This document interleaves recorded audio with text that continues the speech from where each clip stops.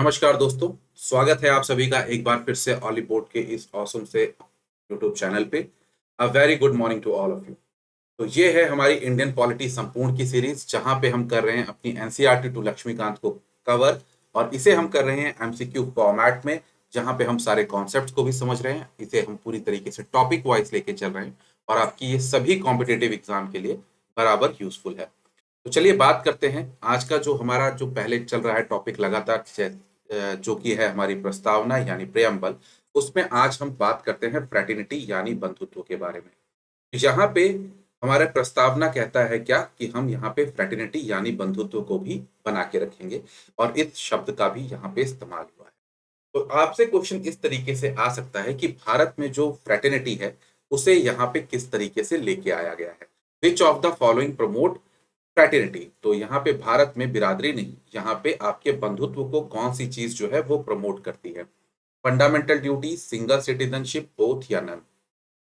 चलिए, कौन सी चीज है जो भारत में यहाँ पे फंडामेंटल ड्यूटीज, जो यहाँ पे भारत में फ्रेटर्निटी को प्रमोट करती है। Fundamental duty, single citizenship, both या नन। क्या होगा सही जवाब? आपका हो जाएगा सही जवाब सी यानी बोथ, क्योंकि यहाँ पे फंडामेंटल ड्यूटीज भी प्रमोट करती हैं और सिंगल सिटीजनशिप, ये दोनों यहाँ पे प्रमोट करती हैं। क्या आपकी क्या प्रमोट करती हैं? फंडामेंटल ड्यूटीज और सिटीजनशिप आपकी फ्रेटर्निटी को प्रमोट करती है। तो फ्रेटर्निटी की बात करें तो यहाँ पे आर्टिकल 51A जो है हमारे इंडियन कॉन्स्टिट्यूशन का, वो इसे एज अ फंडामेंटल ड्यूटी के तौर पे मानता है। ठीक है। और उसके बाद कॉमन ब्रदरहुड और हार्मनी की बात हो रखी है हमारी हर जगह, और प्रस्तावना भी इसके ऊपर जोर देती है। ठीक है। तो यहाँ पे हमारी प्रस्तावना दो चीजों को एश्योर यानी सुनिश्चित करने की बात करती है। वो है dignity of individual and unity and integrity of the nation. इन दोनों चीजों को सुनिश्चित करने की बात करती है। तो अगर हम बात करें इंटीग्रिटी, जो शब्द है हमारी प्रस्तावना में 42वें संविधान संशोधन के द्वारा यहाँ पे क्या नाम है डाला गया था। चलिए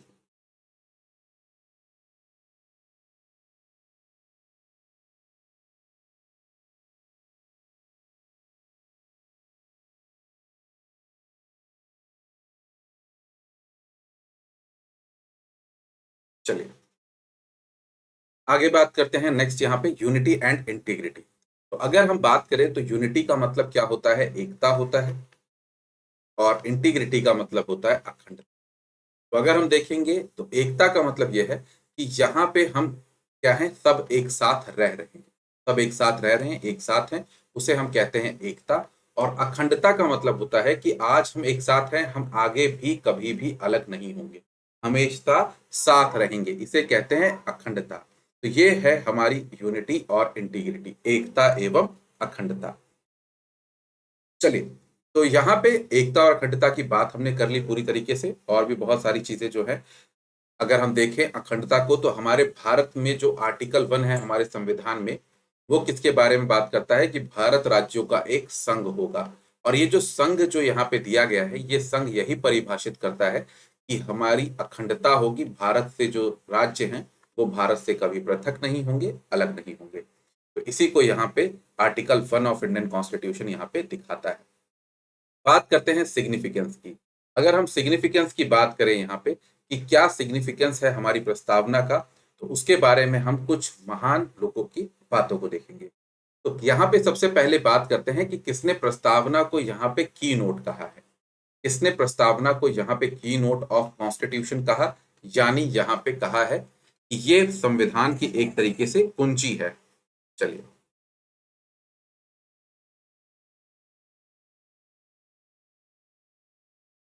चलिए तो who has said preamble is a key note to the constitution? K M Munshi, Ernest Barker, D D Basu, या फिर आपके बी आर अम्बेडकर जी। तो ध्यान रखिएगा, यहाँ पे अर्नेस्ट बारकर ने इसे क्या कहा है? की नोट कहा है। अर्नेस्ट बारकर ने इसे क्या कहा है? की नोट कहा है। की नोट।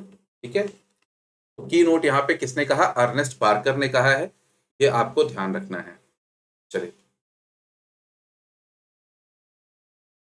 किसने कहा है? अर्नेस्ट बारकर ने इसको की नोट कहा है। की नोट का अर्थ यहाँ पे है कि अगर आप इसको समझ लेते हैं तो आप संपूर्ण संविधान को समझ लेते हैं। संपूर्ण संविधान को आप समझ लेते हैं अगर आप इसको समझ लेते हैं, इसलिए इसे की नोट कहा गया है।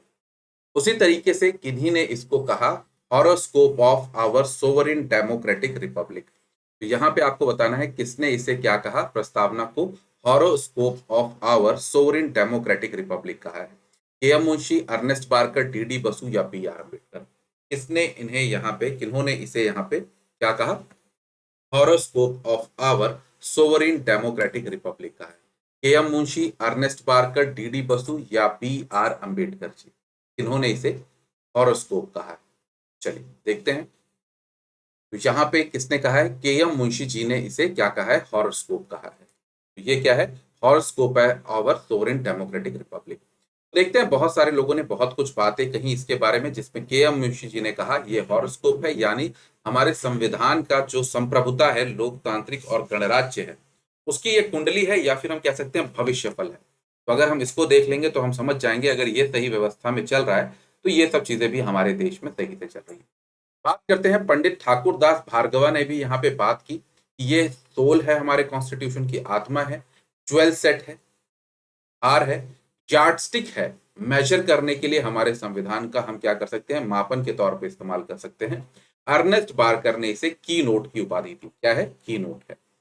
तो यहाँ पे हमें ध्यान रखना है, उन्होंने ये बात किसमें कही थी, उनकी एक किताब है principle of social and political theory, उसमें ये बात यहाँ पे इन्होंने कही थी। ठीक है, चलिए साथ में बात करते हैं कि एम हिदायतुल्लाह जी ने भी यहाँ पे कहा कि प्रियम्बल जो है यहाँ पे, वो यहाँ पे यूनाइटेड स्टेट्स का जो प्रियम्बल है उसके जैसा है, बट वो क्या है, केवल एक मियर डिक्लेरेशन है।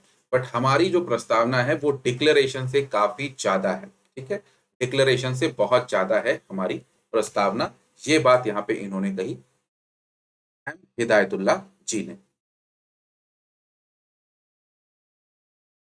चलिए बढ़ते हैं आगे, बात करते हैं। नेक्स्ट आ रहा है, किस केस में यहाँ पे प्रस्तावना को इंटीग्रल पार्ट ऑफ कॉन्स्टिट्यूशन कहा गया। अभी हम छोटे छोटे क्वेश्चन देख रहे हैं, आगे चलेंगे तब हम बड़े क्वेश्चंस को भी देखेंगे।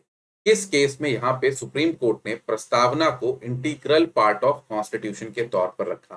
केशवानंदा भारती केस, मेनका गांधी केस, ए के गोपालन केस, या फिर केरला एजुकेशन बिल केस में, किस केस में यहाँ पे इसने क्या रखा, प्रस्तावना को यहाँ पे इंटीग्रल पार्ट ऑफ कॉन्स्टिट्यूशन के तौर पर यहाँ पे माना है, ये आपको बताना है। एक सेकंड रुकिएगा जरा।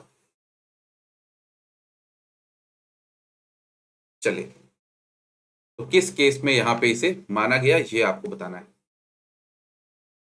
तो किस केस में यहाँ पे माना गया है, तो अगर हम इसे देखेंगे तो यहाँ पे इन्हें किस केस में माना गया है, ऐसा ये माना गया है केशवानंदा भारती केस। तो केशवानंदा भारती केस 1973 जो जजमेंट आई सुप्रीम कोर्ट की, वहां पे सुप्रीम कोर्ट ने ये कहा कि प्रस्तावना जो है वो इंटीग्रल पार्ट है, हमारे कॉन्स्टिट्यूशन का अभिन्न अंग है। और यहाँ पे आम बात सोचिए कि अगर ये अभिन्न अंग है, तो यहाँ पे अगर हम प्रस्तावना को, हमें मालूम है प्रियम्बल में अगर हम कोई भी बदलाव ले आते हैं, अमेंडमेंट ले आते हैं, तो यहाँ पे अमेंडमेंट आ जाने के कारण पूरा का पूरा एम और ऑब्जेक्टिव बदल जाएगा। तो इसी केस में यहाँ पे सुप्रीम कोर्ट बेसिक स्ट्रक्चर की डॉक्ट्राइन के साथ भी आया। इसके साथ बेसिक स्ट्रक्चर की डॉक्ट्राइन के साथ आया, और यहाँ पे बेसिक स्ट्रक्चर की डॉक्ट्राइन के साथ साथ आने के साथ साथ उसने यहाँ पे किस बारे में बात की, जहां पे उसने बात की बेसिक स्ट्रक्चर डॉक्ट्राइन के साथ आने, यानी आपका मूल ढांचा। तो मूल ढांचा संविधान का वो ढांचा होता है जिसे आप किसी भी आधार पर बदल नहीं सकते, चेंज नहीं कर सकते हैं। मतलब ये फिक्स होता है, वैसे का वैसा ही रहेगा, आप इसके अंदर परिवर्तन नहीं ला सकते हैं। तो ये एक और क्वेश्चन देखते हैं, आपको बताना है क्या बात यहाँ पे सही है। तो कह रहा है, in Berubari case Supreme Court said that preamble of constitution is not part of constitution. जो प्रस्तावना है वो संविधान का हिस्सा नहीं है। केशवानंद भारती केस 1970 में कहा कि ये प्रस्तावना भाग संविधान का हिस्सा है। तीसरा कह रहा है प्रियम्बल जो है वो क्या लिया गया है, has been taken from constitution of Canada. तो आपको बताना है ट्रू। तो यहाँ पे ये भी इनकरेक्ट है, ये भी इनकरेक्ट है, और करेक्ट यहाँ पे केवल ये है। तो बेरूबारी केस में सही बात है, यहाँ पे कहा गया था कि प्रस्तावना जो है वो संविधान का हिस्सा नहीं है। केशवानंदा भारती केस 73 में थी, और कनाडा से नहीं, हमने अमेरिका से, यूएस कॉन्स्टिट्यूशन से आइडिया लिया है। तो ये सारी बात यहाँ पे गलत थी। यहाँ पे बात करते हैं कि क्या प्रस्तावना संविधान का हिस्सा है कि नहीं है। तो इसके लिए यहाँ पे 3 केसेस की जजमेंट हमें ध्यान रखनी है, और वो 3 केसेस हैं हमारे। पहला बेरूबारी यूनियन केस 1960, जिसमें ये कहा गया कि नहीं, प्रस्तावना संविधान का हिस्सा नहीं है। उसके बाद आता है केशवानंदा भारती केस, जिसमें कहा गया कि हाँ संविधान का हिस्सा है। फिर उसके बाद आता है LIC ऑफ इंडिया केस, जिसमें भी ये कहा गया कि संविधान का हिस्सा है। तो इन 3 जजमेंट के बाद यहाँ पे तय हो गया कि प्रस्तावना जो है संविधान का हिस्सा है। तो यहाँ पे बात आज की हम खत्म करते हुए दोस्तों, खत्म करते हैं आज की बात, और कल के सेशन में मिलेंगे और वहां पे इसी तरीके से प्रस्तावना के आगे क्वेश्चंस करते रहेंगे। फिर प्रस्तावना के ऊपर बेहतरीन 60 क्वेश्चन के मॉक को भी लेंगे। तो thank you, best of luck, take care, Jai Hind, जय भारत। बने रहें हमारे साथ इसी तरीके से और अपना प्यार देते रहें। धन्यवाद, जय हिंद, जय भारत।